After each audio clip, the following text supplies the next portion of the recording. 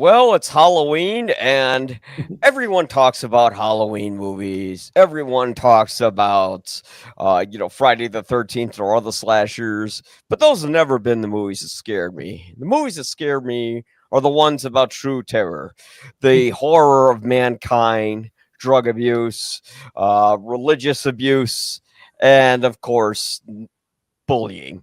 But today, our guest, as always, is Jeff York from The Establishing Shot and Mark Crosscheck from Special Mark Productions. Hello, Hey, guys. Thank you for hello. coming on. I think we're going to start with Let the Right One In, a movie that was remade in America, which wasn't as good, but it's a surprisingly sweet tale that, although despite having vampires in it, it's not like the kind of film you would typically encounter. Anyways, let's take a look at the movie and we'll talk a bit about it. Du måste bjuda in mig. Vad händer om jag inte gör det?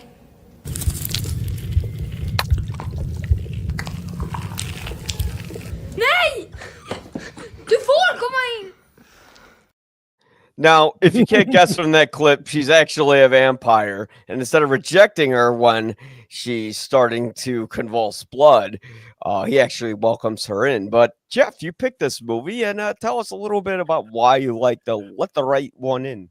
Well, grant you, it probably skirts closer to a typical horror movie than the other two choices that we'll be discussing tonight. But I like your theme of when dramas and documentaries are scarier than horror movies. And in many respects, despite the fact that there is a child vampire in here, I think it is more of a drama about, to your point in your intro, bullying and this young boy, Oscar, and sort of the hell and the horrors that he's going through at school by being bullied by some, of his classmates. And then on the other side of that, I think, is the fact that this is a very atypical love story. And it is a love story, but we don't see them between children very often.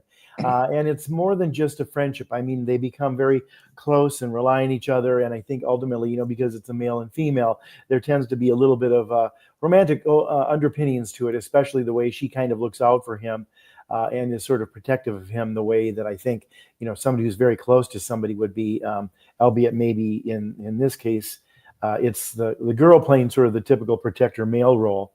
But nonetheless, I think it's a very unusual horror movie in the sense that you're watching it and there's not a ton of violence in it. In fact, there's only a couple of attacks and only a few scenes where she really sort of demonstrates that she's a vampire, including that one. But that's where, if she's not invited in, she's got this sort of pent-up frustration that, turns into sort of her own sort of, harm to herself, where she starts bleeding. But hence the title, Let the Right One In. And I love the title because you not only have to be invited in as a vampire to be able to do your stuff, but, for Oscar, the little boy who's at the center of this, the main character, he has to let the right one in to help him and sort of be his friend, because he doesn't have a lot of good connections throughout the rest of his experience. His mother's absentee all the time because she's working. She's a single mother. He doesn't have friends. They bully him at work. He fears about them following him home and things like that. And most of the locals are sort of self-absorbed or problems of their own. So, he's really kind of a, vulnerable child sitting there alone in this apartment in the middle of the city, especially at night during the winter. But he makes friends with this young girl, Ellie, who's in the neighborhood, and it's wonderful when they first meet out on the monkey bars in the snow, and you don't see her kind of come in, but then she's atop the monkey bars and just sort of sitting there. How'd you get up there? Well, she can just sort of fly or levitate, but Yeah. we're not given all of those shots immediately. But I think it's a very unusual horror story because I think in many respects he chooses this life with her, chooses her to be his friend, as the title suggests. And generally in vampire movies, there's a marauding vampire who's attacking the town and everybody wants to go and get him. In this case, it's his only friend, and it's a very good friend that he's made with her. They're very close. They connect. They're both oddballs. They both really don't fit in. And she's also spying on him, maybe being her caretaker now that the other child has grown up to adulthood and is not very effective because he's still kind of a stunted growth child in the adult body.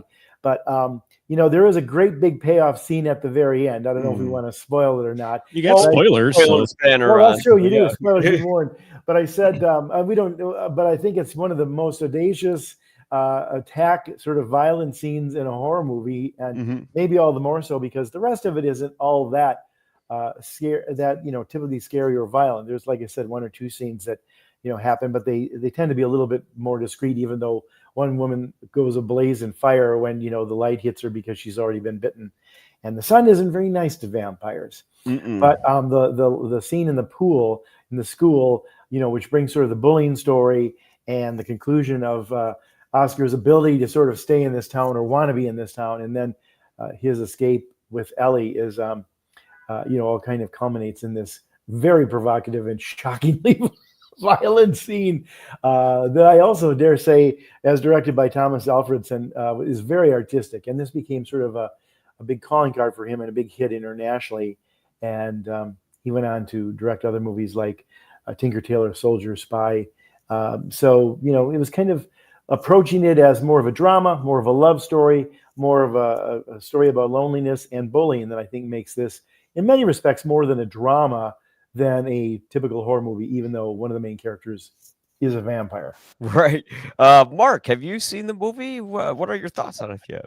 We're seeing, and it was getting hype. The original getting hype, and I held off for a while, and then I think I did it for like either one of the 31 Days of Horror or whatnot challenges. I did it, and I really enjoyed it. I like the gothic type stuff, and so even though this is a modern setting, it's definitely got a gothic atmosphere to it. It's a vampire, but just the lighting, the aesthetics, everything about it, the color palette.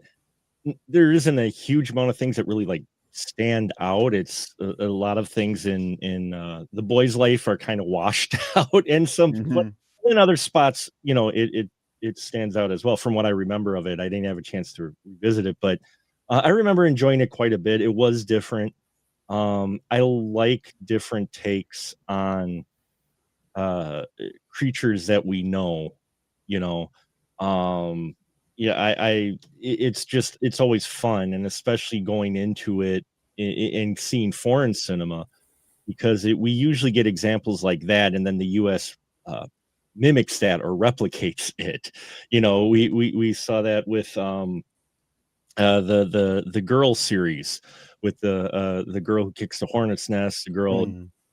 You saw that girl with the dragon tattoo. Yeah, the dragon tattoo. Thank you. The girl with the dragon tattoo angle. It kind of took a genre that you're kind of familiar with and kind of turned it a bit, and then the U.S. tried to replicate that a number of times. But yeah, no, I dig Let the Right One In. I think it's bold and interesting, and especially foreign cinema. It takes more chances with children in a good way, and sometimes not a good way. But as far as their stories go, they aren't afraid to put children in more heavier situations than, say, U.S. cinema does. And so that's what stood out for me was the emotional connection between the two characters, especially, was surprising. So yeah. I'm glad you suggested this one, Jeff, because I remember hearing about it for years, and then I knew about the American remake. And I remember at the time, my friend was telling me, "Oh, go see Let Me In," which was the remake done by Matt Reeves of the Batman and Planet of the Apes, and he said, "Oh, I cried during it, and it was beautiful." And then he mentioned a vampire, and I went, "Oh, nah, I'm not interested." And then eventually you mentioned this version, the original version, and I saw it, and I thought it was fantastic because you don't really get coming of age movies, nor horror films, nor thrillers like this. And this movie's kind of like a combination of the three.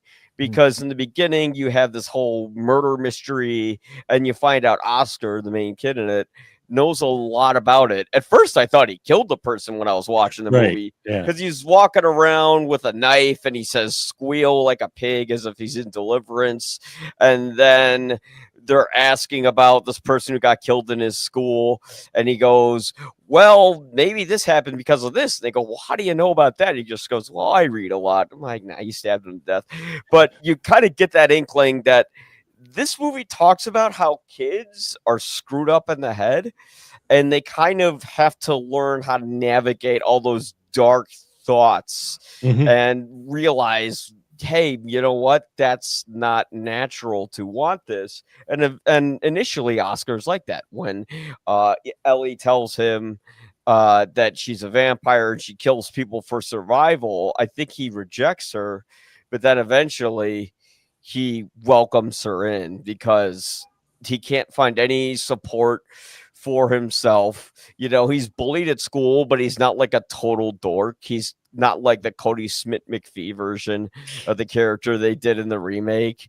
But, you know, he kind of learns his own voice and himself, but through the wrong way. And it's beautiful that this is a love story where it didn't matter if Ellie was a girl or a boy. You know, there's that scene where they're laying in bed together and he says, you want to be my girlfriend? She says, well, I'm not exactly a girl. And he goes, well, that's okay. I like you anyways. And that's all the movie needed. And of course, there is that like little shot where you see like her little scar. Because if you've read the book, which I haven't, but I did research on it, apparently she used to be a boy with two organs. There's a word for it, but I don't want to use the wrong one or mispronounce it. And he was castrated, and that's kind of became a girl at that point. But that wasn't the point of the movie. The point of the movie was about kids who are lost, who are just trying to find connection with each other and also battling those little demons inside of them and what happens when you succumb to those demons. So yeah, it was a very nice unconventional coming of age film that didn't feel like another coming of age story that we've seen a million times before. Well, one of the things I like too that Mark said is, you know, the sort of gothic atmosphere. I think one of the reasons the Swedish version works a little bit better, and it might be the reason that the Stieg Larsson books were very successful, is there is something about the cold Swedish winter that, you know, is really just sort of foreboding and dark and sort of isolating. And I think both of those sort of narratives we're really using the location in that sort of gothic way that Mark says. This is a very remote town. It's cold. I believe it's called Blacksburg or something like that. Yeah. Yeah, Blackburg. It's like a little on the nose there, but you know. But I mean, everybody's kind of grouchy and they're drinking heavily and they're kind of surly with each other. And, you know, it's the perfect place for this kind of eeriness to just sort of seep in, almost like the mist of a vampire sort of entering a town that you would see in a Hammer film or some of those gothic Yes. that Mark mentioned. So it really works well. Maybe not as much in America, where I think we don't necessarily associate the country being sort of laden with snow all the time. But the other thing that I liked about the way this movie is done is I think for a horror movie, it plays as a drama or coming of age film / love story for a long time before it turns into that. I mean, you have the one scene under the bridge where, you know, you see the creature attack somebody, and you get, you know, a couple of the other scenes that suggest that Ellie's a vampire where she's never really shown being violent and vicious and all that kind of stuff. And like I said, the worst kind of comes of it is when the one woman is bitten and she's in the hospital and they think she's sick, and the light hits her and they have, you know, these special effects. But what I prefer to remember, and when I was revisiting this for this show, is the very subtle cues of what's going on here. I think it's interesting that the caretaker for her has to go out and get her the blood because she might be exposed and, you know, it would look weird. And she's also a child. So for her to be running around like that would maybe cause too much suspicion. And he's not good at it. He's trying to bloodlet somebody out in the forest, and it's a mess. And then he ends up sort of getting out of the you know, situation because he's probably been a child who's grown up into this adulthood and is not really that effective as an adult. And I think one of the great scenes in it is when he goes into the bar and he orders a glass of milk. See, he's still on 10-year-old time, you know. He hasn't learned to sort of the acquired taste of adult, because really Ellie's his only connection, really his only relationship, and she stays a child, so he would stay a child. I love that. But I think also even at the end with this incredibly dynamic end sort of climax where you're showing that the bullies are worse really than a vampire in a sense that they're going to kill Oscar because they're going to hold him eye gouge him, cut underwater. his eyes out. Yeah, and they're going to hold him underwater, so he's going to get it no matter much. And it's sort of 4 against 1, even though the one boy sort of retreats. But he's set up, and he's such this poor little innocent, sweet boy. That cute little face and that blonde hair, and he's in the water, and he's trying to hold his breath, thinking that, well, I can, otherwise I'll just die. And he's trying and all that. And I love the camera angle that Thomas Alfredson did, where you see him. The camera's right here underwater, and you hear this commotion, going on up above, and then you see the one boy. His feet sort of dragging across the length of the water until they stop. And then he's pulled out of the water. 1,000, 2,000, 3,000, bloop, bloop, bloop. Here comes his head. And then the hand that's been holding Oscar down under the water, the older brother, who's the real terrible kid with the knife and everything. His arm then comes falling into almost I think an homage to the limb from Jaws. It looks like a real limb. Wait a minute, it's severed. But you never see that violence. A lot of directors would have wanted to do that, and even in the remake, they showed a little bit more of it, but not too much more, because I think they realized that was such a great way to do it. Let's just try to recreate that, because I think at the core of it, I think this film doesn't want to be known for, this gross out scene or this slasher scene or this terribly violent scene that Eli Roth could get behind and applaud. It wants to be a little bit more sophisticated than, and I think it remains that. I also have to say, other than like Moonrise Kingdom and one or two others that I could probably count on a hand, and I think it'd have to go back to the 50s and 60s, there aren't a lot of movies about children and they're sort of coming of age with a friend of the opposite sex, or even sort of a love story within their world. You get that a little bit in some films, but not usually under 12. And here, these are definitely prepubescent children, as they were, and it's maybe more friendship, but it's treated almost like it's a love story. The scenes between them are very tender and affectionate. There's not a lot of violence when they're doing it. They're connecting with each other. They're bonding over their situation and their loneliness, and it's very sweet in that manner, almost the way a dramatic love story would. And then, of course, you have moments of the horror, but that's why I think this still fits under your halo of when dramas and documentaries are more like horror movies in many respects than horror movies are, or at least scarier on certain levels. And I think those bullying kids in here were much more scary than Ellie was. As strong as she was, she had to do what she had to do in a number of instances, but those bullies, they had better choices, and they didn't make the good Christian choice. Yeah. Well, the scariest thing about that movie, like you were saying, are the bullies, because they're not just like, oh, I'm going to beat you up. They said, I'm going to cut your eyeballs out if you can't hold your breath underwater for 3 minutes straight. And he says, that's impossible. He's like, well, too bad. So, and we know in that scene, he's going to be saved. Like, we were expecting Ellie to come in at any minute. But the way it's done is brilliant, because you don't. It takes his time. 2 minutes before she finally shows up, and you're like, "I'm checking my watch here. Are you coming in, girl? What's the problem?" Yeah, and then through the background of the frame is when you see all the limbs coming in, and then she pulls them out. You never really lose your perspective of Oscar under that water. But don't you love it, Mark? You must love this, because I know you're really into sound design. But I mean, when he's underneath there and it's kind of quiet, and you hear just a little bit of blurbly bubbles, and then you hear this door slam, like she might have just thrown it open to get attention.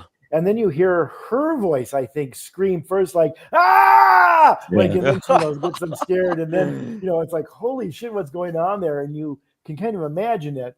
And then when she finally pulls him out, I love that too, like that tender, after all this damage, her arm comes in and like pulls him out real super slow-mo. Like, and you don't know if it's going to be her arm or another severed one. Tom makes him splash, right? Like when he's drowning and she pulls him out so tenderly. And then, the kid who's decided not to participate, he's still sitting in the bleachers hiding behind us, and she let him alone. So see, she's got a line she won't cross too. He didn't want to be part of this, but you see all the other carnage there on the floor sort of surrounding the swimming pool. It's like, that must have been a hell of a scene. And it reminded me of Jaws too, in that sense that, Spielberg made a lot of hay out of not showing a lot of things in Jaws. And here you can imagine what that brutality was like without having to see it. It's just the great sound design. Yeah. Yeah, it has that Jaws effect where it's not overly gruesome. It's kind of like what they did with the Halloween sequels, because like the first Halloween is bloodless, Yeah. but then Yeah. all the other scenes get gore or sequels get gorier and gorier. I really wish they stuck with the original plan, which was to be like we kill off Michael Myers and then it's an anthology series. Yeah, And an it would have been anthology different things. series would have been a lot better. Yeah. Yeah, yeah. Instead of just bringing back Michael Myers again and again and again and again, this one, it was more about how scary kids are when they don't get help or they can't be helped, because Oscar wasn't getting the help he needed, so he succumbs to wanting to kill people and then be a little kid forever. Because Ellie is 200 years old in the movie, I believe. And the weirdest thing is that they say that mentally she's still like a 12-year-old or whatever, which is a little odd because like if you've lived for 200 years, you've seen some shit and your brain would develop. Although I think maybe there's some sort of vampire thing that they could get away with where they're like, oh, the brain doesn't grow. Like, yeah, I don't believe Well, I think that. what she's maybe learned is to Yeah. cover her tracks and survive, and Yeah. what she needs to have her caretaker do for her because she cannot. And it's a little bit scary at the end because they're traveling by train and he's now her caretaker, and they're kind of communicating that kid-like way through the box and stuff with their fingers and stuff. And Oscar isn't exactly signing up for the best world, but who knows how long it'll be. The good news is he got out of his world, which was probably as stultifying as maybe in some respects hers was. I also have to say, this was made in, I think, 2008. And I grant you that was a number of years, almost a decade after Columbine. And yet, I think Columbine reminded us of how awful and bullying kids can be in school, as vicious. And I mean, that's now the template for every school shooting. We always go back to, how does it sort of compare to Columbine and the two boys who were responsible for that. And there's a touch of that in here. I'm not sure this film would have necessarily, or that book would have been written had it not been for that, showing us that, freshmen, sophomores in high school can be monsters. I mean, real monsters. I mean, we've seen them before, in some of the, gangy kind of things in the 50s and 60s when that kind of stuff was coming about, but never quite as vicious as, what happened in Columbine. And I think that sort of sets this one up, because you can't help but think of that a little bit when you see these kids really acting like sociopaths. Yeah, because kids can destroy other kids' lives and they don't really understand the weight of that. They don't because they haven't had something horrible happen to them. And what usually happens to bullies, like we'd like to believe, but it's kind of the myth, is that eventually things don't work out for them, and then they understand why, oh, maybe my bullying was wrong. But in real life, a lot of bullies end up becoming president. So let me just say one last thing too before we go off this, and I since it was my pick, if you don't mind. I want to say just I think the remake in America was probably one of the better remakes of these kind of movies. Like it was, it was well done. If you had not seen the original Swedish version, I think you would find that movie to be good. I will say this though: there's always the difference in European versus American casting. You said about Cody as the main boy here. I mean, he looks odd, and he's got those wide eyes, and he looks. I mean, even if he was the best singer or the best athlete in the school, they'd think he was an oddball because the way he looks. Oscar here, doesn't look really different from any other kid. He might be a little more quiet, and but he's got like the gold hair, and he looks kind of handsome. I don't think he's an oddball really. He's just a little bit shy and probably reserved, and yet somehow that's who they've targeted, and that's often how bullies work. They aren't necessarily going for the one who's got the oddest nose or the oddest eyes or something like that. And of course, Chloe Grace Moretz is a pretty cute little girl, where here the girl, she's not unattractive, but she definitely looks a little bit like intimidating, because she's got those big eyes and then the dark coloring and stuff, and she's not necessarily like the all-American girl who just happens to be a vampire. Now that she could be in Sweden, but there's something about her that looks a little bit out of place, just maybe not only because of the way she moves and acts and some of her clothing, but she's got sort of this look, and her eyes are big, and and it's unusual with the blue eyes and the dark coloring. So she, on the other hand, has a little bit more of that Cody Smith McKee look, where she looks a little bit more unique and intimidating coming into the room. Where I think Chloe Grace Moretz looks like a cheerleader in some respects. Yeah, well, and you can't. I debate that the younger Chloe Grace Moretz. I think I understand she looks. The looks are different than the original, but I think she also has a unique look to her that's why she got cast for it for sure, was that she doesn't fully look like, say, cheerleader or more of the that style of beauty. Yeah, I mean, she doesn't look shallow or she has she's got big lips and a wide face. Yeah. But I mean, she is blonde and cute. I mean, more so. Well, I mean, yeah, but I think they picked her though because especially for the young actresses at the time, if you're going to do American remake of it and looking for someone who has a unique look, she's the one to pick. I mean, it's similar to a Christina Ricci casting. If she was younger, Christina Ricci probably would have been cast into this role, right, but she was probably she was a little too older and for she's the also role, played mature roles, like of course her big sort of star making role was in what was the name of the character? Kick-Ass for Hit Girl. Yeah, Hit Girl. Yeah, Kick-Ass, and right. so she could But handle more mature. A little bit more mature and somewhat violent characters. It's like, who can we get? Oh, that girl that played Hit Girl. Let's get her. And she did Carrie, so they're like, oh, let's just. Carrie was, I think, after this. I think was it? I think Carrie was. Would have had to be a little bit older for Carrie. Yeah, she was a little bit older for Carrie. Carrie was just after this, not by much. I mean, a couple. But I think few years. The point is good that she's a little, and she's a good actress. I mean, she's a good actress. That's a little bit more of a dull part, and she's not necessarily.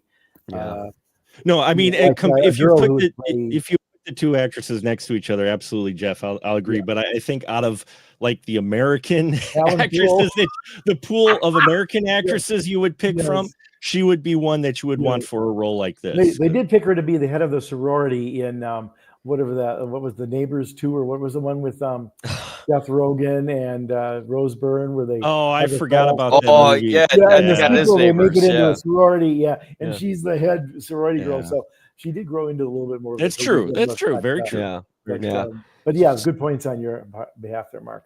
So I think we'll give our final rating on Let the Right One In. Yeah. Let the Right One In. Yeah.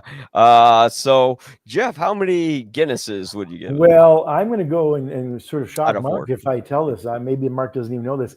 I think this is the most standout horror movie of this century for my money. I mean, there's some very, very good ones, and I can debate what somebody else might think is up there, whether it's Get Out or some other thing, which I liked all those too. But for me, this is, I think, the most interesting and standout horror movie of this century that I've seen so far, and I would give it four Guinnesses. All right, 4 out of 4. Well, maybe Guinnesses. 4 Bloody Marys. It should be 4 pints of blood. Oh, nice. Yeah. Mark, how many Guinnesses, and we include the halves, out of 4? Would you if you include the halves. No, I would go 3.5. I'd go 3.5 because of the originality with it. Yeah. I'd be 3.5. It's not quite up there for me just because of when I watched it. It didn't quite hit me much like with Jeff, but I still really appreciated a lot that it did. And I enjoyed it quite a bit. I found a lot of enjoyment to it. It wasn't quite up there for me, but it's really good. Yeah. I will say it is one of the better ones of this century so far, of this quarter century we've gone through. It is one of the better, more unique horror films out there. I think it would pair, while it was a little more violent, I think it would pair decently with Byzantium. If you've seen Byzantium at all, that's an unusual vampire tale. It has a little more violent stuff, but that is an interesting vampire tale as well. So I'd watch that as well. Yeah. I'm kind of with Mark. I'm going to give it a 3.5 out of 4. It almost got a 4. The reasons are, the one is where I talk about how Ellie doesn't seem to develop a brain, although living for 200 years, and still being attracted to this young boy kind of made her come off like like she doesn't want to have sex with him, but still kind of made her come off a little bit like a pedophile. And I kind of wish they stuck with that other angle where the guy who's living with her, like he tried to rape her in the book, but in this movie they make it more ambiguous. But I kind of wish they put it a little more up front because it would have made their dynamic a little more interesting. I would have liked to have seen more of the dynamic with Oscar and his parents. But outside of that, this is one of the best vampire movies I have seen in years. It's very original and also one of the best coming of age films I've seen in years. So maybe upon a second viewing, it will get a 4. Who knows? But moving on, we're talking about how documentaries scare the hell out of us. So let's get into it. Let's get into the. Well, I figured you would end with this so that you could cut it short if need be. Where is it? Hold on, I have it here somewhere. Let's pray to the Lord that he finds it. Please, Lord, let Buck find whatever he's looking for. There it is. It was actually a Dollar Tree at one point when a Dollar Tree was still a Dollar Tree. Oh, but yeah, my pick was Jesus Camp, and people may go, "Oh my God!" But listen, when we're talking horror films, it doesn't always have to be a slasher. It doesn't always have to be. And what makes it even more scary is when it's reality, and it's and there's this one, and what. Basically, it's a story. It has the perspective of 3 different kids who all attend what they do have is a Jesus camp. It's a Christian summer camp. I believe it's called Kids on Fire School Ministry is the camp. It's their summer camp. And it's a very charismatic camp, as it's described in Wikipedia and that too. But it's basically shows you this kid camp where this one particular Pastor Becky Fisher has this Kids on Fire to where she's basically weaponizing Christianity with kids. And what's interesting about this documentary is you're like, oh, well, this isn't like a Michael Moore documentary. This isn't like he's just he gives his opinion. One of the things that and that's what it is. It's about the 3 different kids from 3 different perspectives. One is very up for preaching. He's literally putting a sermon together because he's like already looked at as a pastor almost, even though he's like 11 or something. You know, and then you have a kid in here who isn't quite like that, but she's trying to preach to everyone she meets and kind of convince them, about her side. And then there's someone in the middle. So they present these 3 kids. But what gets me with this and what I find fascinating is a lot of documentaries, as I mentioned, like Michael Moore, feel slanted. This is actually a very even-handed documentary, all told basically from the right, but various aspects of the right. So it opens with a DJ who had a talk show, which was Christian. He was a Christian. It's a Christian talk show, and he debates about the validity and the actual purpose of Jesus camps because it is indoctrination, basically. And that's what's scary is watching these kids and it being a documentary and being so evenly handed. It's scary to see how honest and earnest these folks are talking about things that you're just going, wow, perspectives, demonizing homosexuality and worshiping. And what's funny is rewatching this, it applies today. And that is what the kids in this camp, if you watch them and how they worship things, including George W. Bush at the time. Yeah, the cardboard cutout of Bush. They got a cardboard cutout of Bush where they're actually bowing and calling. I'm like, this is eerily familiar to images we've received recently. So not only is it kind of scary to see how these kids who aren't really given a choice, they are automatically pulled into this life right away, and how they're being used, their beliefs are being used for not necessarily great things or great perspectives on the world, especially embodying aspects of Christianity, how they kind of, for lack of a better term, twist those words in that into something else. And I'm not giving a label to something else because they don't give a label really to something else. They just present this footage. I don't think there's any opinion given by the documentarians at all, except for some text in the beginning, but they basically just show footage. Yeah. And while, I know it's edited, they just show it. And that's what's scary, is that this isn't angled. It's just presented. And you're like, this is really happening. And that gave me chills watching this. Yeah. And I like the note you said about footage, because here's a little clip from the movie. And it gives you an idea of what this camp's like. Because if you think camp is fun and games, well, wait till you look at this. Come up here and get washed. Because we can't have phonies in the army of God. If that's you, put your hands up here.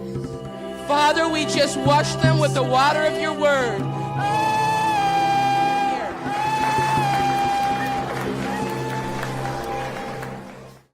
Yay, camp! But yeah, you see this and you realize they're traumatizing these kids while they're at this camp. They're breaking down in tears and crying. She's saying, hey, maybe you've sinned. And if you're a sinner, we're going to have to wash you away from your sins. Sponsored by Aquafina, as they keep pouring water over their hands. Yeah. And yeah, they're weaponizing them. They're telling them like power against the government, take down whatever you don't believe in. At one point near the end, they're standing in front of the Supreme Court with tape over their mouths that say life, and they're protesting to reverse Roe versus Wade. And in the end, slash forward, how many years later now? Like this 20 is years from, later. And this thing, this is from 2006. So 19 years, not even 19 years later. Yeah, these kids aren't given a childhood, and then from like you said 2006, it's like 19 years ago, which is approaching 20 soon. You realize they kind of got what they wanted. If I were to make a whole episode on this documentary, I would call it America's Autopsy, because it's basically documenting what's going to happen. Because once the nomination of Samuel Alito came into place, the dominoes began to fall. And this was part of a 20-year political plan to get rid of another party. But the main thing is, this movie isn't really about politics or religion. It's about cultists and what happens when you take the teachings of Jesus and you completely bastardize them and turn them into something that is your own agenda, because you're not talking about how Jesus loves and includes everyone, because first off, almost everybody in that camp is white. Second off, they're promoting against homosexuality, which is weird because Ted Haggard's saying that. And then I think slightly like around the time this documentary came out, he got caught having a 2-year relationship with a male prostitute. So you can see the total hypocrisy in them. And I don't mean to make assumptions, but you look at a lot of these men who are in this organization, and I don't think they're around those kids just because they love God, especially that one guy who's like bald with a mustache and he's like going like this in front of the Supreme Court. That guy is fucking creepy, as are all of them. And yeah, I mean, Becky Fisher is the worst. She's still actually doing what she does, but at a different place. Although after this documentary, they shut down her church. But yeah, this movie really shows how we grow up being raised with certain beliefs. We can't really control that. And what happens when you grow up with the wrong beliefs? And this is really a story about robbing children of their childhood and using them, as Ted Haggard actually said, to the kid with the rat tail who wanted to be a preacher, who actually ended up leaving Jesus camp years later and is now with some other Jesus thing where they do psychedelic drugs. And his shirt, he's like wearing a tie-dye shirt and he's got like puffy hair, and you could just tell you could just tell what happened to him. He said like Kathy Fisher was like the worst fucking person in the world or something like that in this article. But what happens when people grow up like this? And you see that we're a hateful, angry, hypocritical society. And overall, there are good people. But when the good people get washed out because they live in little communities like this place in Kansas, which, by the way, Kids on Fire is a screwed up name for your church. Yeah. Well, it's interesting too because we've now talked about two movies that basically present horror as a vehicle. The vehicle is children.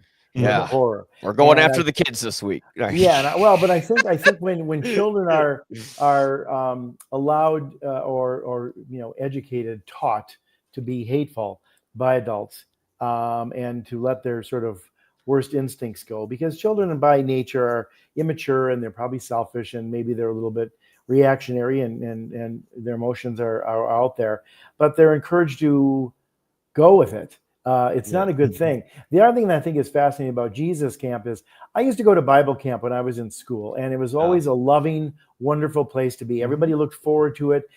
It was sweet. There was room for everybody and lots of talks and thoughts about stuff. And, we had arts and crafts and we played kickball and different things like that. Read the Bible passages and things like that and learned about it. But I would argue that there's very little of actual Bible or Jesus teaching in this movie. And I think part of the problems with the evangelical church and a lot of the sort of strident movement that you're talking about today that is in politics and was then and has been in the Supreme Court and everything like that is so little of it is based on the teachings of Jesus. I would recommend a book to everybody. It's called Separation of Church and Hate by John Sang, who's a comedian and commentator, but he grew up in a religious family. His parents were in the trade, and he talks about what Jesus really preached and what he taught and the lessons of the Bible. And they're nowhere to be found in these kind of things. This movie is about hate and exclusion and prejudice and, sort of, what's the word I want? Hurting others, judgment done by people here, which is one of the first things we're supposed to not do, according to the teachings of the Lord, is judge and sort of condemnation. That's the word I was looking for. And to do it with children, I mean, it's scary. Even the quick clip you showed there, I hope your viewers get a sense of it.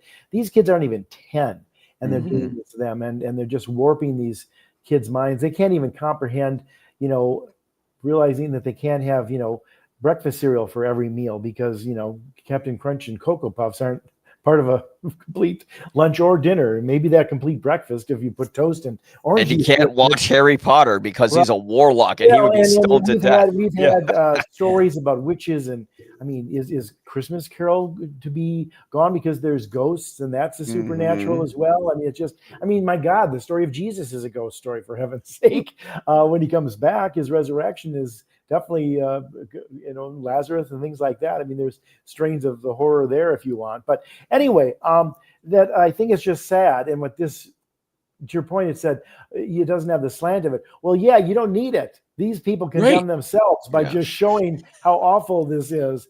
And that's why the camp closed. And that's why I think this got the recognition, including a documentary nomination for the best of the year at the Oscars that year. It shows you how far this goes and how scary and frightening and stupid it is, because it's not only just terrible for society, but it's not good for religion, and it has very little to do with Jesus or the Bible. I mean, Jesus was all about forgiveness and loving your neighbor and letting the sick come to me and treating the neighbor as your own and all that stuff. And so whether it's ICE raids or these people condemning homosexuality or other, those are not the teachings of Jesus and the warmth and the love that is there in the Bible if you choose to read it. If you pull out a couple lines that seem to be about condemnation from Revelations, you can create movies like The Omen or Jesus Camp, but the bigger picture is not here. And it's actually, I think, blasphemous. I mean, as much as they think they're doing the work of Christianity, I would argue that they're actually doing the work of the devil here, because I think it's actually blasphemous, and it's not the intent of any good religion or any good Christianity practice. Yeah, because this is not I'm sorry. No, I was just going to say that it might be what you were going to say. On the surface, people might look at this and go, "Oh, this is I'm like, this isn't a condemnation on religion at all. This isn't saying religion is bad. No. What impressed me about it was the fact that it's saying, no, religion and stuff, Christianity is fine. What these people are doing with it is where the wrong comes in, and it's actually directed by two female directors, which is which was really impressive. So it's a different aspect too. It's not just some guy who's angry at his church, so he's doing it's too late, and it's presented in such a manner to where I wish other documentaries would do it like this, because all they're doing is really presenting the footage, and as we mentioned, they're kind of doing it themselves. They're just telling the story by doing the interview. These people are telling the story themselves, and you look at it, and that's where the shock comes in, because they're just aiming the camera in the right direction. They're just aiming the camera. And I mean, you mentioned the blasphemous. I mean, I'm a removed Catholic, but I first, like, 13 years of my life, I went to church, and every Sunday my mom took me to Roman Catholic church, and then I went to a Polish Catholic church. And so I grew up in it, and I don't remember anyone ever getting painted in camouflage paint with sticks and and you get footage in here of it. And that's the thing, is this isn't slanted. This isn't made up or staged. They're just shooting this. This is what's actually going on. And that's what's the most frightening to me, is the fact that someone's taking good, and I think you said their own agenda. They're using something, and they're putting a mask over it, but they're doing it not to adults. They're taking it from the level where there's very impressionable kids who wouldn't know better. It feels like a version of child abuse. Yeah. And it goes back to, like, William Goldman, The Lord of the Flies. It's like, children are very vulnerable at a tender age. They've got bad examples in front of them, and usually terrible examples that play off some of their maybe more base instincts that, you have to learn to overcome. That's why you mature into an adult, because you aren't selfish. You aren't wanting to eat Cocoa Puffs for every meal. You aren't, lashing out and being selfish and me, my kind of stuff, unless you turn religion into this kind of stuff where it's, oh, we're the haves and you're the have-nots because you're bad and we're good. And because we're good, we have the right to treat you badly. That is not anywhere in the Bible whatsoever. And it's really not in any religion by and large. And these kind of things just show how misinterpreted it is. I tell you, if Jesus came back today, and, even if he was going to rapture us, or what you may think, his second coming, I think the first thing he would do is he'd have a press conference and he'd bury his head in his hands and weep, because it's like, oh my God, you people have misinterpreted so much. What the heck happened? Yeah. The saddest thing with this documentary is that they're not letting these kids just be kids. They're telling them, like, every single thing you like is dangerous, and that could be for Satan and stuff. Like, there's some scene where they're, like, inside their little cabin sleeping, and then another one of the pederast, like, male fucking counselors come in, and he's like, hey, don't be doing that because Satan might like that, and blah blah blah. And I'm just like, just let them enjoy themselves and be kids. What the fuck is wrong with you people? And that's the main problem with this movie, is that what happens when we turn a nation with the wrong beliefs, where we don't have inclusivity. And what's the end result of that? And we're seeing that now. And yeah, you don't need to see this for political agenda. The only problem I would say with the documentary is when they cut to the radio show, because like, we already know these people are nuts. We don't need the radio hosts to tell us that they're nuts. Well, I think the only reason they did that is because the radio host is a Christian radio host. So they were trying to show that this isn't a representation of all evangelicals. This is a representation of this group and this camp, and this is what's going on. So I think I would just counterpoint that I get it too, but at the same time, I think they threw that in there as that kind of the not everyone's like this example, you know.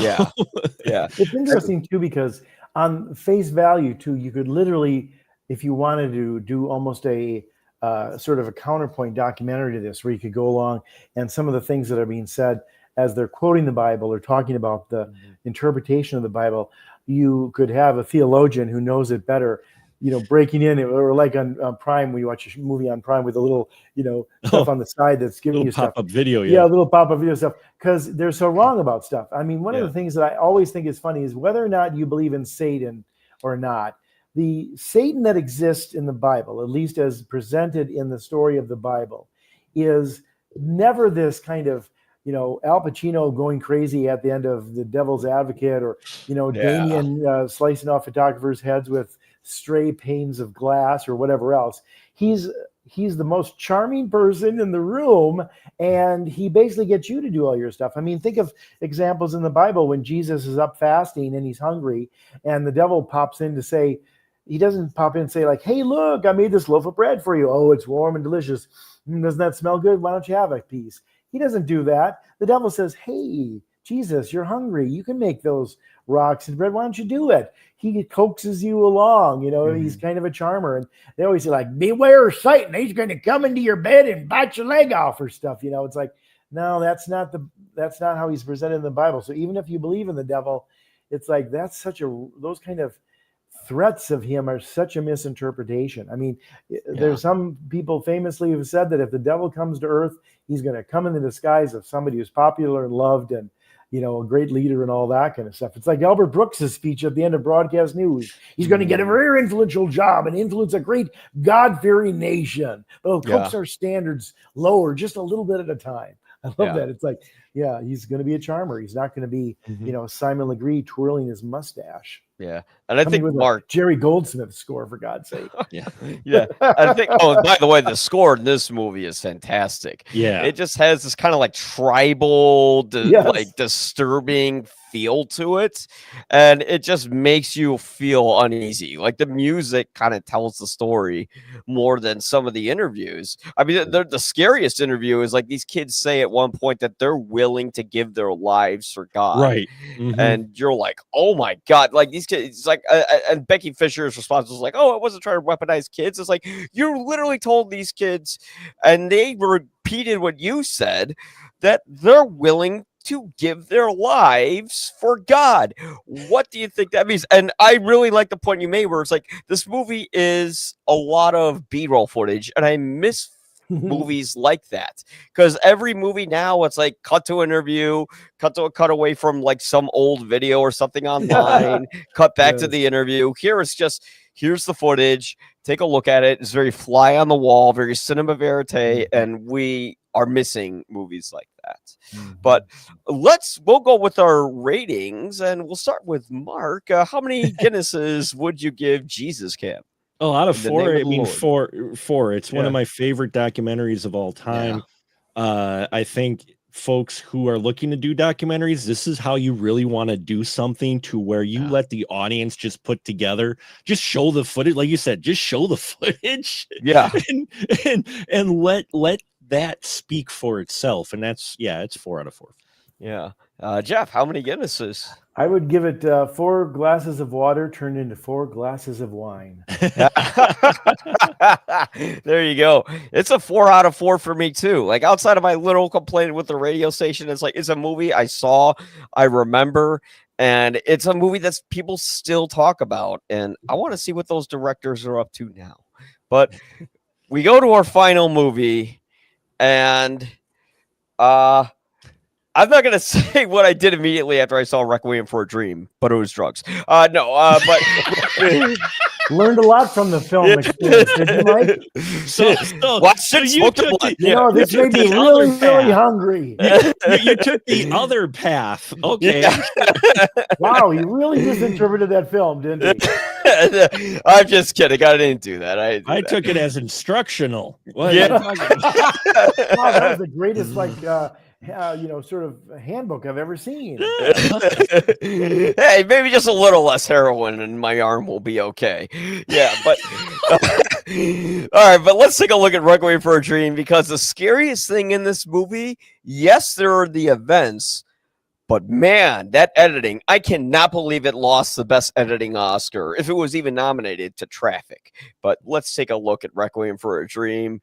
Strap yourselves in. Can you hear me? Can you see me? Yes, sir. Okay for work. Mouthpiece. Can you hear me? Can you see me? Test. Better get him over to the hospital. I don't expect to live out the week. Ready, and one. Yeah, I'm not gonna show her getting electroshocked, but I almost did. But yeah, this movie is terrifying, absolutely horrifying. I'm really glad I rewatched this, because I was scared to watch it, and now that I've like put in clips from the movie and I've seen the fridge scene again and again, I was able to handle it. But this movie always terrified me because it shows what can happen in your life if you don't make the right plans, and you end up having to do desperate things in order to make money. And God, this movie feels, it's like hyper realistic. It's not like a documentary. It's like a horrible drug trip. And when you mix Clint Mansell's score with it, along with the editing, you get just an unforgettable nightmare that where things go bad from worst to worst to horrible to like you can't even fathom how bad things get. And yeah, it's a movie that hits you over the head with a sledgehammer, but it never feels exploitive or stupid. As a matter of fact, it's showing how people sexually exploit other people in order to make money. And of course, it's also about what happens when you get older and you don't know what to do with your life, so you fall to scams and easy things when the poor prey off the other poor. So yeah, those are my thoughts on it. Absolutely, like it's the scariest movie I've ever seen, and it's not even a horror film, although I bet Darren Aronofsky might have another opinion about that. But what do you guys think? Yeah. Oh, go ahead, Jeff. I think it's exactly everything you said.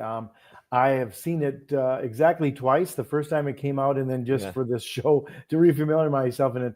I was wincing during most of it, like, oh my God, I forgot how bad this is to watch, and it's terrifying. But it's so well done, and I appreciated it even more so today, because I think you see how well it's cast, and the fact that it is not the typical stories of drug addiction, and it's all ages and all stripes, and it sort of spirals out of control for all of them. And you cast somebody who's beautiful and coming off of her Oscar win, like Jennifer Connelly, and she's just stuck too, and it's just so terrifying and sad what happens to it. I'd also forgotten that a bunch of really good actors in it. I mean, you've got Chris, in addition to the main four, Ellen Burstyn, Jared Leto, Jennifer Connelly, and Marlon Wayans, you've got Christopher McDonald, Mark Margolis, Louise Lasser, Keith David, Dylan Baker, Ben Shankman, who was very good in Angels in America on HBO around the same time, and even Darren Aronofsky makes a little uncredited cameo in the film. But it's so well done, so well cast, so well edited and put together. The score, Clint Mansell never gets any real credit, I think, for all he's done with his music. But I think it's a film that shows, that even though we can laugh at things like The Wolf of Wall Street, where there's drug abuse and different things like that, and funny scenes, and Brad Pitt is stoned throughout the entirety of True Romance. Drug addiction and drug problems are very scary, and what they lead people to do, and all that kind of stuff. And this is that. I mean, the Ellen Burstyn character is just tragic. That she's this older woman who's falling into this for the dumbest of reasons. But yeah, it's really scary. And in some respects, I mean, as much as I love Black Swan and The Wrestler, I don't know if Aronofsky's ever topped the sort of the whatever you want to call it, hell's a poppiness of this one. It's sort of a little bit like, it reminds me a little bit of Paul Thomas Anderson with his first big movie. I know he did Hard Eight before, but Yeah. when he did Boogie Nights, it was all those stories and the movement and the camera and the sound and the editing and just all this. Like, it was like, wow. I mean, you're just grabbed by the throat and pulled along with this incredibly kinetic story. Same here, although, you know, it's not a glamorization of it with all that energy surrounding it. It's not only a fever dream, it's a fever nightmare. Yeah, and it doesn't end. And yeah, I just think the editing is some of the best editing I've ever seen in a film. You know, like if you want to, I mean, like Christopher Nolan would love this movie because he never holds a shot for more than 3 seconds. So when he sees something like that, because this movie feels like a race car, it just fucking goes and goes throughout the whole movie, and there's no stopping. And when it finally does stop, it's just on the saddest moment where Ellen Bernstein, she's sitting in her bed. This is after she's been electroshocked.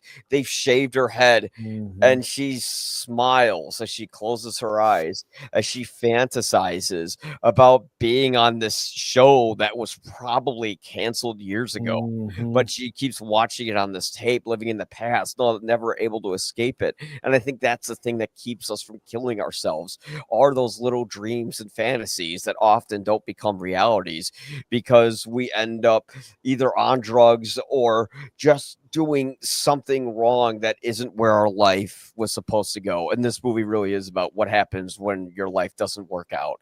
How do you deal with that? And why do you wind up? How do the people who are at the very bottom wind up on drugs and all that? By the way, Mike, this movie did not get nominated for Best Editing that year at the Oscars. It only received one Oscar nomination. That was for Best Actress, Ellen Burstyn. Yeah. But I think, you know, oftentimes the Oscars are about what has been seen. So people have to see it to nominate it. And this was, you know, not by seen by maybe as many people as, I mean, that was the year of Gladiator and Traffic were two big ones. But I mean, Crouching Tiger and Hidden Dragon were other sort of art house films that were in the top 5 when those, and, you know, Aaron Brockovich was a character study, and, you know, Chocolat was probably the only sort of, you know, sort of feel good movie in some respects. And you know, it was foreign as well. So, but that doesn't necessarily mean anything about the movie being less great than it is. It's a great movie, but I'm sure this was a hard one for the Academy members to pop into their DVR players at the time and watch. It's like, speaking of DVDs, there you go. Oh my God, there it is. The disc is not inside because the disc is inside of my PlayStation 5 that I watched it on. Oh my God, look at this booklet that it comes with. Nice. Yeah, the green screen's kind of killing some of it, but that's all right. But yeah, it comes out and it folds open. Oh, is this like a map? I've never actually opened this before. Oh, this is cool. Look at that. Very nice. Cool. I'm gonna but the DVD itself is cool. Like it's like it plays like a scratched up VHS tape, and like the bonus feature, it's just the Juice My Harry tape. And yeah, like each feature, it's like there's like a bunch of deleted scenes I never saw because this movie just scares the shit out of me. But now I'm willing to see it because seeing it again kind of cured some of my trauma. Mike. Yeah, I did. Those extras tonight after the show, or on drugs, or on drugs. Yeah. And, you know, you're going to have your dinner after the show, and that's going to not digest as well when you're tense watching this movie. So be careful. Yeah. The thing that I find fascinating about Requiem of a Dream is I think why it's effective is that it is unapologetically brutal and honest. While it has a hyper energy to it, as you imagine. All these situations are things that people may have heard of or whatnot, or may know directly or have experienced themselves in some way, shape, or form, but it doesn't flinch. And I think that's what makes it effective, is that it doesn't hold back. It doesn't pull its punches. In fact, it goes all in. It throws its whole body into it. And I think, you know, there's very few films out there where I find a cohesive opinion, an actual agreed upon opinion about films amongst critics. But there's a few films out there that I have yet run across anyone who said, "Oh, that movie sucked." You know? And two of the movies, Requiem of a Dream is one of them. One of them is that every critic I've ever talked to, you talk about brutal film, you talk about a really well-crafted yet disturbing film. Requiem of a Dream. I mean, just Yeah. off the top of their head. It's that film and Shawshank Redemption. I find very few critics out there have bad things to say about either one of those films. So, I mean, that Requiem of a Dream, I mean, it's not an easy watch. This isn't something you just throw on a Saturday night going, all right, yeah, let's go to a party and watch Requiem for a Dream. Let's go to a party. You know, because it is one of those you have to be kind of in a certain mindset or be prepared for. And I think first time watch especially is the one that just stings you. You're just like, oh, holy, you got to digest it and you walk away from it. You know, for me, one of the films like that, and we were having this discussion the other night, was Day of the Woman. I Spit on Your Grave. I think it's a very effective film. I think it's one, though, that I don't just watch. I don't know anyone who just watches it. The only time I've ever watched I Spit on Your Grave after the first time I watched it is when I run across a horror fan who goes, man, I've never seen I Spit on Your Grave, but I'd really love to watch it. I go, we'll watch it together. You know, it's one of those films where you watch together because afterwards you're going to sit there and you're just going to go. Actually, Mark, I can tell you a way to watch it a third time that I think you'd get a lot out of it. Watch it with Joe Bob Briggs's audio commentary.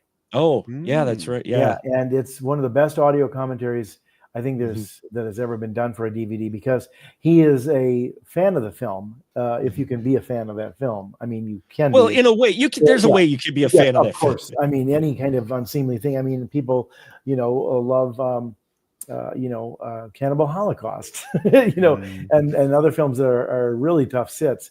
But one of the things he does when he talks about I Spit on Your Grave is, why this film has been misinterpreted and what he thinks is the actual intent of certain scenes. And he explains it, and he points out the camera work or what is said in this or why this is elongated. And, some people say, well, I Spit on Your Grave or The Year of the Woman or The Day of the Woman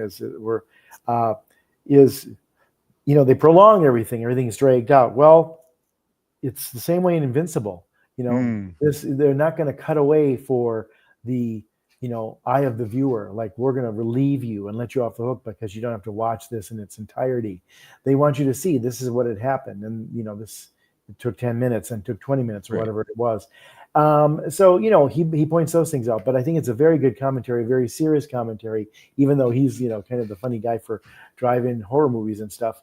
But he's a very serious film scholar, and I think he's a very smart man, and his audio commentary on this is well worth that third watch, Mark.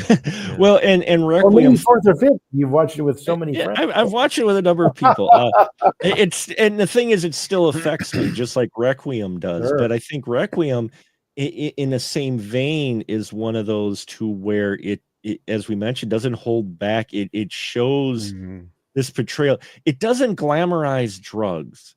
And even with some of the other films we had, especially before the 2000s, like the 80s, especially in the early 90s, everybody had drug. You didn't have many films that gave you as raw of a look at the effects of drugs, mental illness, lots of different things, choice, as Requiem does. Self-destruction. Yeah. Taking just never moving away does not glamorize the self-destruction. There is not a happy ending to this. And while I don't care for a lot of nihilistic endings, usually in horror films, I think this one, it's to bring home the point of the whole movie. And so for that, for me, I think that's why it works better than, say, a lot of horror films that have nihilistic endings to them. I think here it's that punch, that final note of what the filmmaker wants to show you as that, this is not what you think it is. This is not what Hollywood has portrayed this as. And this does not end a lot of times, not all the time, but a lot of times does not end how you think it's going to end. Yeah. You wind up in the hospital or in jail pretty much. Yeah. And I always say, and I don't know why schools don't do this. I think because it's rated NC-17. Probably. Although you can find probably an R-rated cut. It's like, don't show kids the dare stuff. that stuff's ineffective. I see Dare, and there was a great part in South Park. You guys know I love South Park at this point, but there was a great episode where like these like Dare performers are on stage and they're just like super lame, and they're like, "Hey guys, if you don't do drugs or smoke, you'll wind up like us." And then they like cut to the kids later, and they're smoking cigarettes, and they're like, "Oh God, we can't wind up like them." It's like show Requiem for a Dream instead in classes, and trust me, your kids will not want to do drugs. Maybe they still will, but at least this would be more effective. And like you were saying, Mark, how it's unflinching. Even in the cinematography, they did that amazing thing where they took the camera and put it like right in the actors' faces, and it would just move with them instead of just walking out of the scene. It's like, no, we're walking with the camera. It's at their face. They're traumatized, and this movie is told through a lot of like close shots, a lot of close-ups, and no one can do physical pain like Darren Aronofsky does. Like when you see that heroin arm, and Marlon Wayans is saying to Jared Leto, "Man, don't be shooting that up." He's like, "I'm fine, I'll blow it if I don't." I don't know, that was a terrible impression. But then he he puts the needle in there, and the camera's like right in on that purple arm. Oh my God. But yeah, it does not stop. It is right in your face. And yeah, it's not just drugs are bad, but it's like, what happens when someone like Ellen Bernstein's character doesn't have her son or her husband anymore? How do you go on with your life and try to be productive? And in the end, you just fall to desperate shortcuts. And that's the problem. This movie's like, what happens when you try to take a shortcut? Well, and one thing I don't think a lot of people talk about, it's underneath the subtext, is the system failing people. In the system, and how it treats, how our culture, especially the system, how it treats folks like this. Yeah. I mean, when you get Marlon Wayans, you get them, they're sweating from the they're sweating from the withdrawals. It's like, oh yeah, no, they're good to work. You look at it, no. Yeah. Can you hear me? Can you see me? Okay to work. Yeah. And then they punch Marlon Wayans and they tell him to listen. Because, that part with the system, he's like in a hospital in the middle of Florida and they just arrest him because he's black. Well, and he got drugs. And she gets put on on the basic methamphetamine. She gets put on drug for losing weight, and then she's having a problem with it. And the doctor goes, "Well, you shouldn't be doing it." It's like you gave her it. You prescribed this, and now you don't want to help. The most help you give is, well, you shouldn't have done that. You shouldn't be doing that. And it's like, and there's her main doctor where she's like taking the pills and the camera's like right on her face, and it's through like a fisheye lens that they use in like skateboarding videos, or they used to. And like the doctor, she's like, "I'm not feeling well. Everything's woozy. I don't know what's going on." And he's just like, "That's normal." And then he walks out. Like, who? Like, how did the system put bastards like that in there where he's hurting patients instead of helping them? But and then of course you got Ellen Bernstein living in this sad apartment complex because maybe she didn't make enough money in life and she just became part of what most Americans live like. Yeah. So I mean, I think that's the one thing that maybe some people don't talk about, is the fact that there's a commentary on the system and how it fails those who need it the most. Sometimes that system, we don't have those actual tools available, which just causes them to spiral further. And I think that's part of the statement in there. Outside of the things we mentioned, everybody focuses on that, but I'm like, do you look at how they're all treated? You look at how the system is handling their issue. They're using the hammer instead of a scalpel to take care of the problem the person is having, because it's the easiest, it's the quickest, and let's face it, the cheapest way for them to handle the person. I mean, you look at electroshock therapy. They basically don't do it now, but I mean, we on the Spoiler Room, we were doing Totally Committed series where we were looking at films that took place in mental institutions, and the one theme that always kept coming up was the electroshock therapy or lobotomy, because that was the quick way to take care of the person's problem. When you couldn't figure it out, give them a lobotomy. They'll be calm as peaches. Or Remove here, the brain. Yeah, don't cure give the them brain, just remove it. give them enough electrotherapy. They're gonna just be catatonic and just be so like chill, and you won't have to deal with it then. And See, that's what you get where in the this Christianity of Jesus camp would be and could be lovingly applied, because the kind of Christian fellowship that takes care of your fellow man, especially Right. when they're at their darkest moments, that's where they could use a little love and care and tenderness. They don't get it.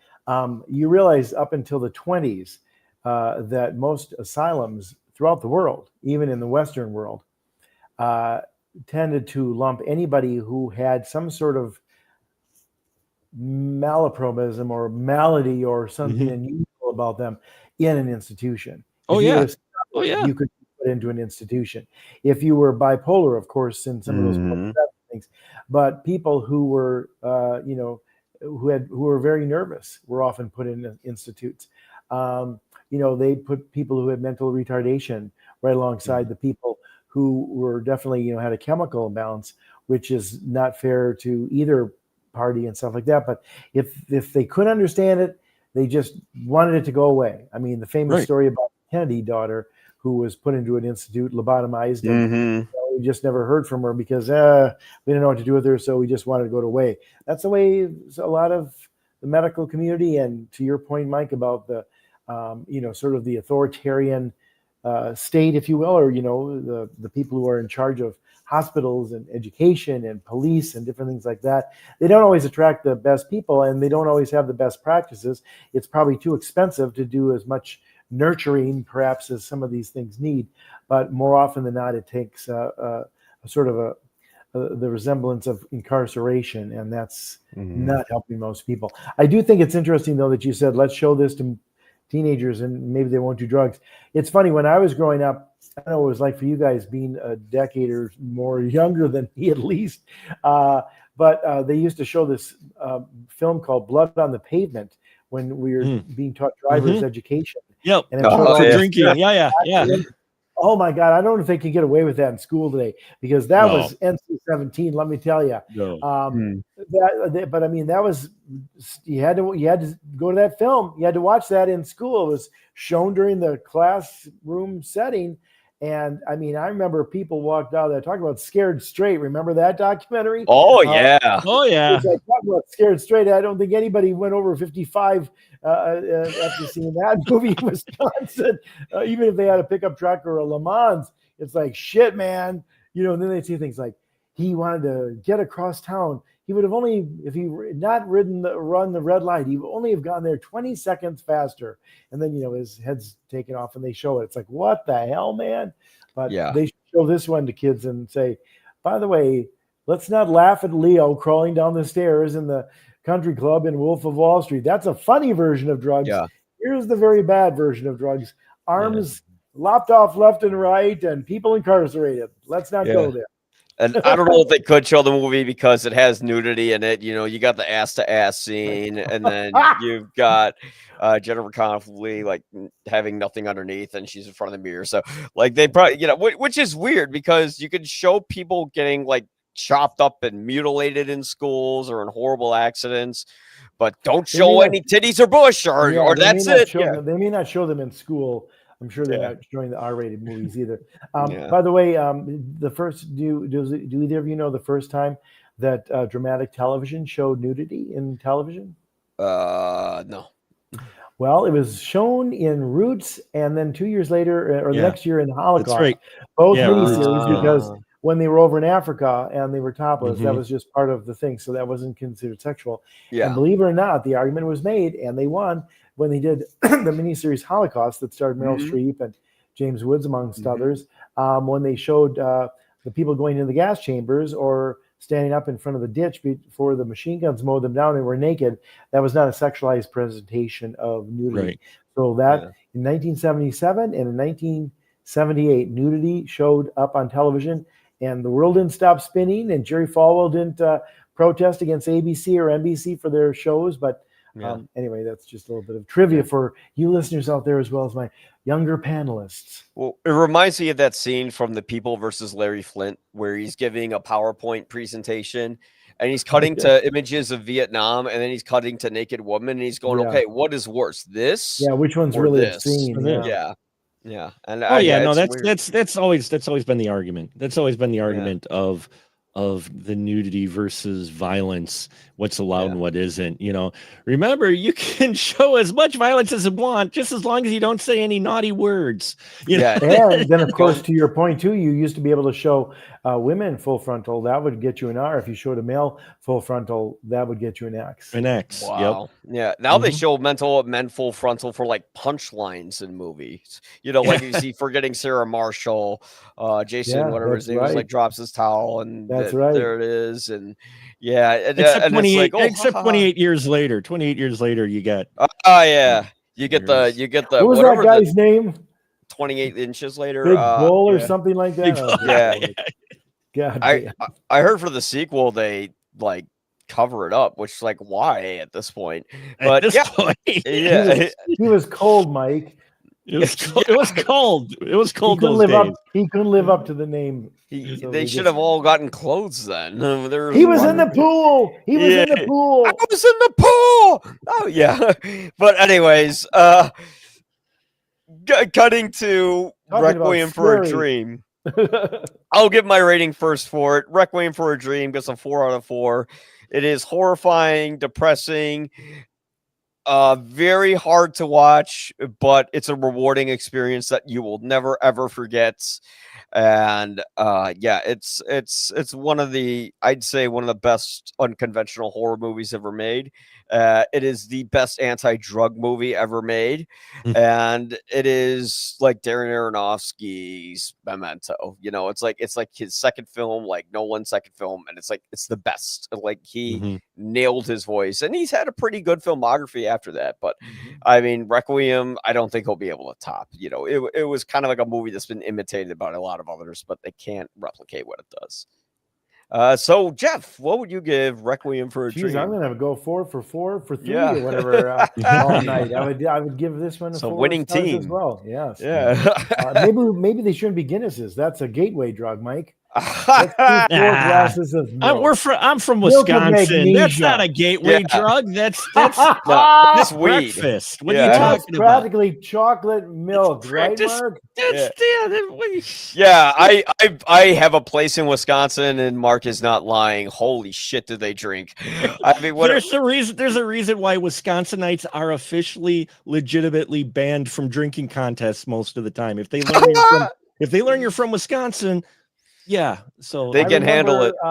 When I was in college, Wisconsin was rated the #1 party school in the nation. Yep. And I dare say, I think whenever they've done that poll, it's certainly in the top 5. It's in the top. It's in the top 3 usually. Yeah, usually top 3. It's like, and that could almost be the old state, but I think it's generally Madison that they. Yeah. Like if I order a mixed drink, they put like the alcohol up to like here or something. You know, there's soda in there. They splash it. You watch it. They splash a bit. When I was growing up, people would have grasshoppers made with ice cream. Was it Brandy Alexander's? Were often made with ice cream too. I mean, that was very often at a supper club. That was dessert. That is through the pie, through the cake. Bring me that ice cream with alcohol. There you go. See, they do make those. Yeah, they do make those. Yeah. For me, I mean, Requiem is 4 out of 4. This is one of those films that is made once, and people say, "Oh, you can remake." I'm like, no. There's certain films out there that only can happen once, and the reason it can only happen once is because anything after that is not 99% of the time. I don't want to speak full hyperbole. Won't be as earnest as what it was originally. You know, that original was earnest, and we've discussed it here, and I've discussed it on my show as well. The older movies, a lot of them, especially early works of some of these directors we know, are so earnest because they were just trying to prove themselves and do something and have a voice in that before studios and other things work their way into it.